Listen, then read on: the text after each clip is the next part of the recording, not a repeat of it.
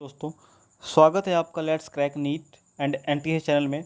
यहाँ पर हम स्टैटिक बायोलॉजी के साथ साथ करंट अफेयर्स को भी डिस्कस करते हैं। और अगर अभी तक आपने चैनल को सब्सक्राइब नहीं किया तो सब्सक्राइब कर लें, ताकि फर्दर जो भी लेटेस्ट वीडियो है उसकी इन्फॉर्मेशन आप तक सबसे पहले पहुँच सके। जी हाँ दोस्तों, आज हम बात करने वाले हैं एक बड़े ही यूनिक और एक नए कंसेप्ट के बारे में, that is new strain of corona virus. दोस्तों, जो वायरसेस हैं, वायरसेस के अंदर जो म्यूटेशन रेट होता है काफ़ी फास्ट होता है, जिसकी वजह से जो न्यू स्ट्रेन बनने के चांसेस जो हैं काफ़ी बढ़ जाते हैं।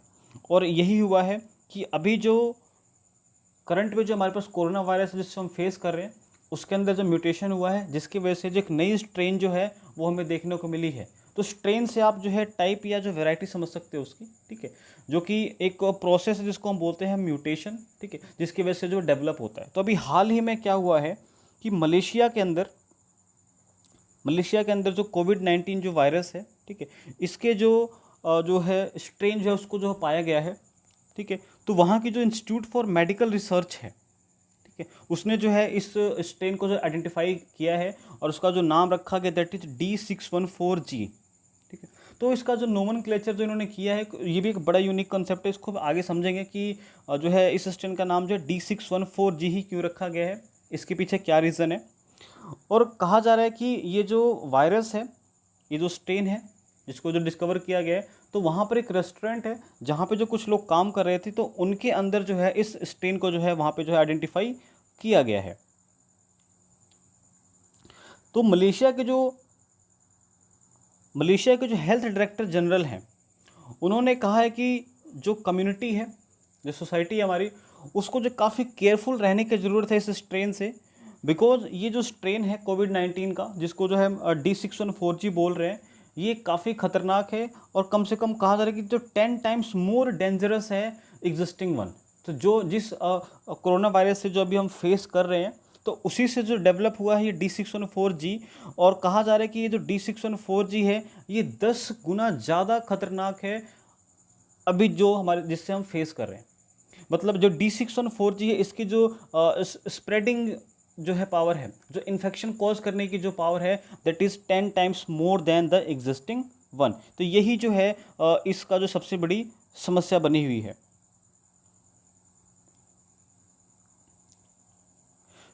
बात आती है कि ये जो है बना कैसे है।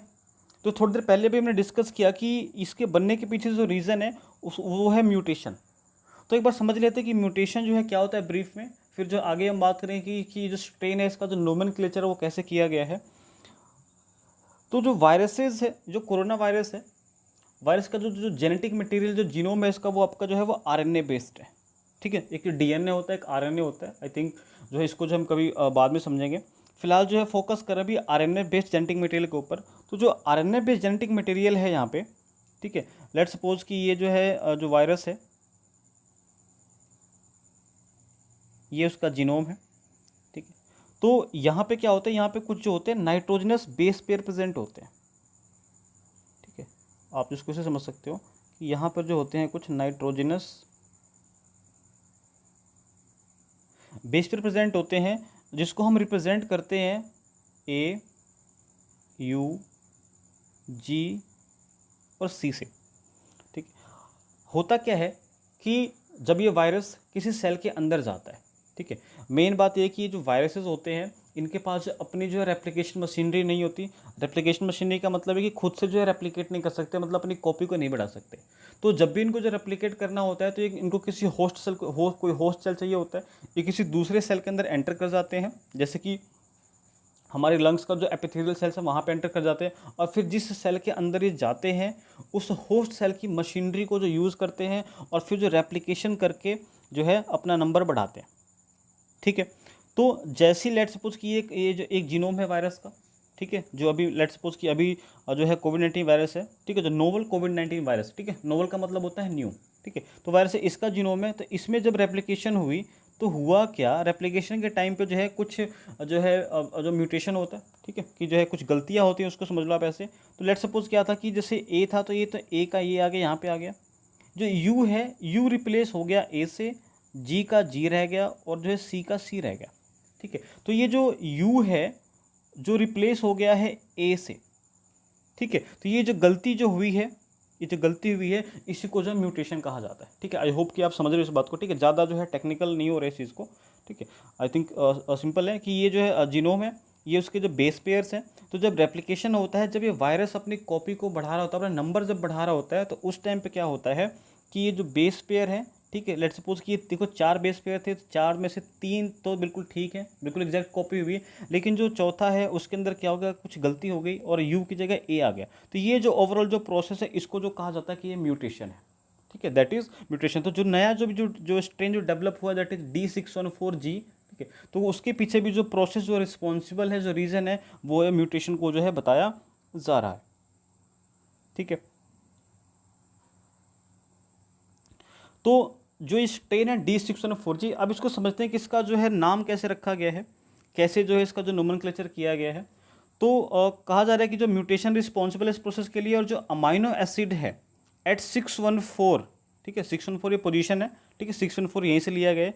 614 जो एस्पार्टिक एसिड जो प्रेजेंट है, इसका जीनोम जो है वहाँ पे, जीनोम के अंदर 614 नंबर पे जो एस्पार्टिक एसिडिक जो अमाइनो एसिड है, वो जो आपका रिप्लेस हो गया है किससे, ग्लाइसिन से। ठीक है, तो देख रहे हो आपकी जो है जो एस्पार्टिक एसिड है, ठीक है, वो जो आपका जो है ग्लाइसिन से रिप्लेस हो गया है, तो इसीलिए जो इसका जो नाम पड़ गया है दैट इज D614G। तो जो एस्पार्टिक एसिड जो है, एस्पार्टिक एसिड एक अमाइनो एसिड है, तो इसको जो हम रिप्रेजेंट करते हैं D से। ठीक है, और जो ग्लाइसिन है, जो ग्लाइसिन है उसको जो रिप्रेजेंट करते हैं हम G से। ठीक है, उसको जो रिप्लेस करते हैं हम G से। इसको थोड़ा डिटेल में समझते हैं कि जो कैसे होता है ये। लेट्स सपोज ये जो है RNA जीनोम है वायरस का। यहाँ पे जो है नाइट्रोजन स्पेस पेयर है।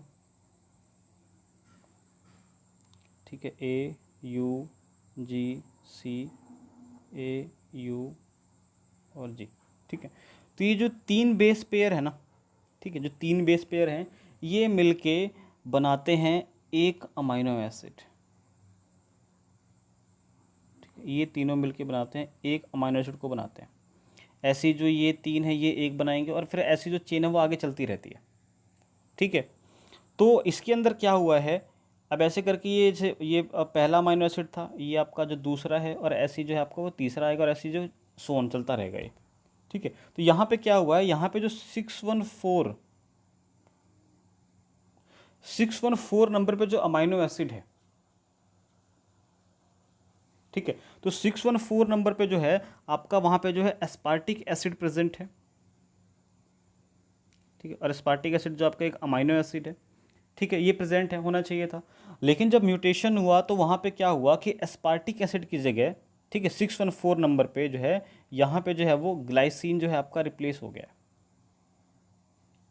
ठीक है, यहाँ पर जो है आपका एस्पार्टिक एसिड की जगह जो है आपका जो ग्लाइसिन जो है वो वहाँ पे आ गया है। तो जिसकी वजह से जो है, ठीक है, जिसकी वजह से जो है ये जो न्यू स्ट्रेन को जो है देखा गया। ठीक है, तो इसकी ये जो चेंज आया है, ठीक है, तो नंबर पोजीशन पता लग गया आपको, 614 पोजीशन है।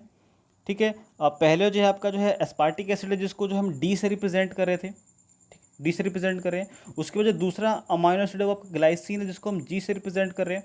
ठीक है, तो इसी वजह से जो है इसका जो स्ट्रेन का जो नाम रखा गया है, वो रखा गया है D614G।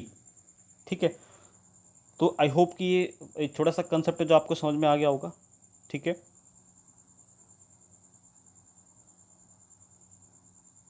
So thank you, thank you so much. मिलते हैं नेक्स्ट वीडियो में। जय हिंद।